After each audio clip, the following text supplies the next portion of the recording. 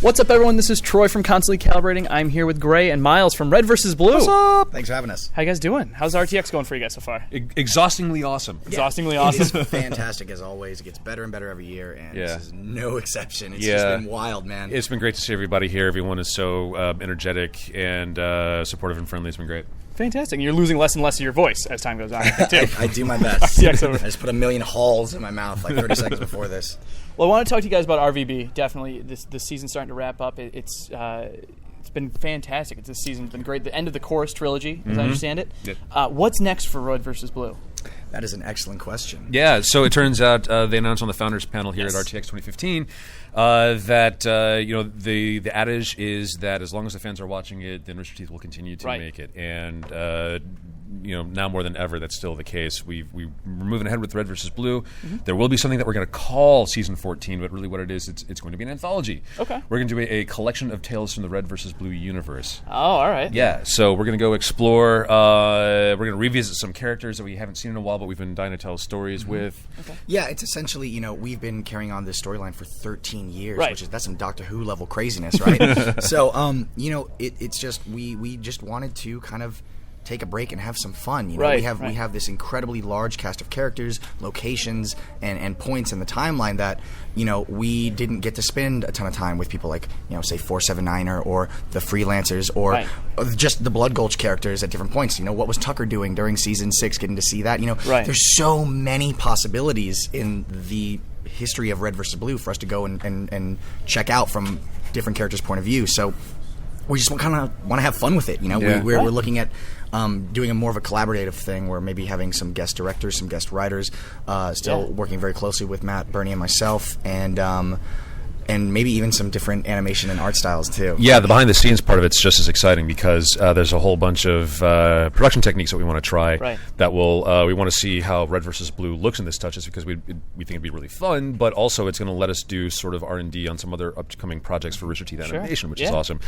Also, on the BTS side of things, you'll be able to pick up the Season 13 discs at the same time as you can go pick up something called Halo 5 this October. But the cool thing about that is, so Halo 5 is going to come out, and while we're doing the anthology for RvB 14, that's going to let us start to evaluate Halo 5 and figure out how we're going to do future RvB adventures in that. Of course. We'll get to look at Halo 5. We've barely even scratched the surface of the Master Chief collection and just like looking around at what we can do with that potentially.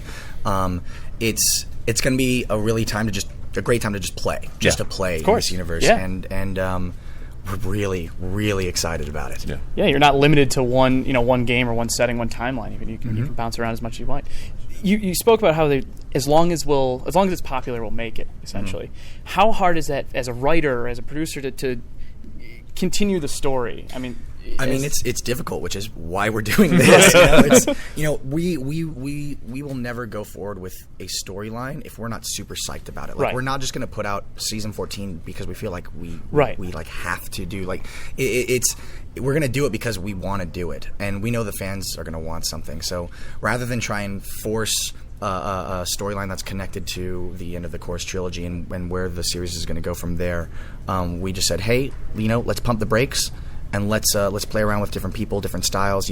Once upon a time we had the Red vs. Blue animated, which was like, wouldn't it be cool if we got to go back and do that? Well, we have a 2D team now, so the sky's the limit at this point. Absolutely. So it's hard. It's very difficult. But we're always going to do something that we're really passionate about, and we're really passionate about revisiting all these characters and places. Yeah. And then after that, it's we would never want to put anything out there that we didn't also find cool. We would have to want to watch this thing and then trust that if we think it's cool, then everyone in the Rooster Teeth community who we hope we're all into the same stuff. Hopefully they will find it cool. Once we're ready to put that idea out there, then that will be the next huge RvB adventure. Wonderful. So on the animation angle, on the behind the scenes, we saw a shift in Red vs. Blue towards animation in the middle, and then start to dip back towards the machinima to be a little bit of a good balance. How hard is it to find the balance between the classic machinima and the new styles that you have, the storytelling vessel of animation now? Well, I mean, the Freelancer trilogy up until 10, the story structure really allowed for that nice back and forth between if it's present day, it's machinima. If it's Freelancer flashback, then it's animation. So that kind of solved that problem.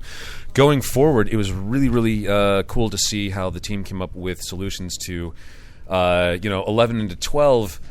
Trying to just insert the occasional little animated gag that didn't take you out of the moment, that still blended decently with the machinima.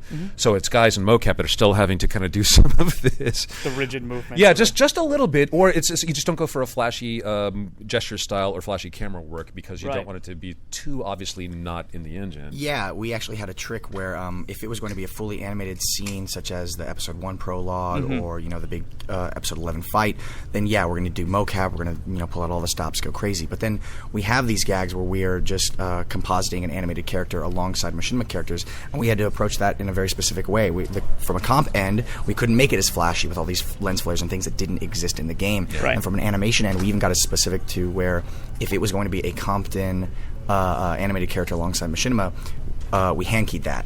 One of our animators, Ian, did a ton of hand-key animation on a lot of those gags and scenes, and it was just the little things to try and make it feel like a cohesive thing. One of my favorite seasons of Red vs. Blue is Season 8, because there was this perfect blend of machinima and animation. Like Season 8, Episode 10 is hands down, like, whenever I'm going to try and get somebody in the show, that's what I show them, because I think it represents everything that Red vs. Blue is. You have the early day level comedy and machinima, and then you have the level of action and craziness that you'll see in seasons past that.